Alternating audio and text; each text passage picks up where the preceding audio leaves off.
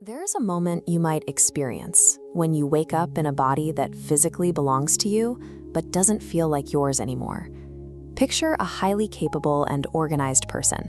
From the outside, their career, family, and daily routine look perfectly stable and unchanged. But quietly, their internal life begins to fracture. Common words suddenly disappear mid-sentence. Minor inconveniences trigger intense frustration, and they wake up inexplicably exhausted, even after 8 solid hours of sleep. When this happens, our immediate human instinct is to look inward for someone to blame. We interpret these biological disruptions as personal character failures or signs of mental weakness.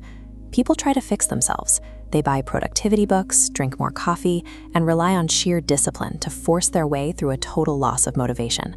That exhaustion, brain fog, and sudden anger are not signs of a failing character.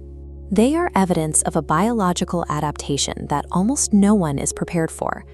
The human brain operates as an extraordinary prediction machine. Every second, it compares the present moment to what it expects the present moment to feel like.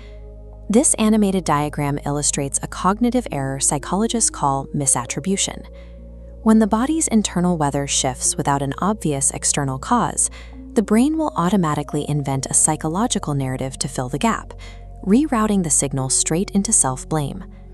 The physical sensations of exhaustion and overwhelm are entirely real, but the brain's invented explanation, the story that I am lazy, is factually wrong. The true catalyst driving these sensations is invisible. It is the steady, quiet fluctuation of hormones, specifically estrogen. We are often taught that estrogen only regulates reproduction. In reality, it acts as a critical chemical messenger that communicates directly with your neurological systems. The chronic self-criticism people experience is actually a psychological illusion, masking a shift in the brain's entire chemical environment.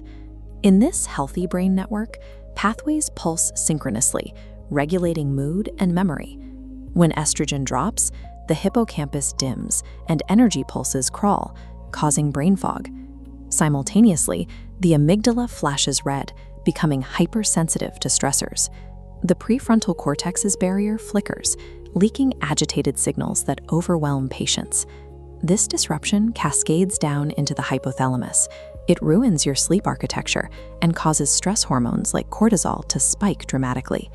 This physical stress cycle ends up validating the false psychological narrative.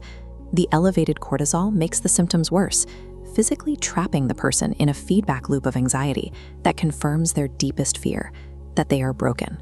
Multi-year hormonal transitions, like perimenopause, mark a necessary period of biological recalibration as the body enters a new chapter. Fighting your own body keeps cortisol levels high.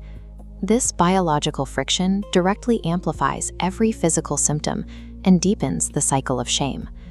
Internalizing these changes as a character failure eventually erodes a person's trust in their own mind. Identifying the mechanics of your chemistry offers a way to read internal signals with precision. Instead of asking, "What is wrong with me?" the internal dialogue shifts toward a biological inquiry. What is my chemistry trying to tell me? This knowledge provides clarity. It ends the internal war and allows for a clearer view of the person you are becoming.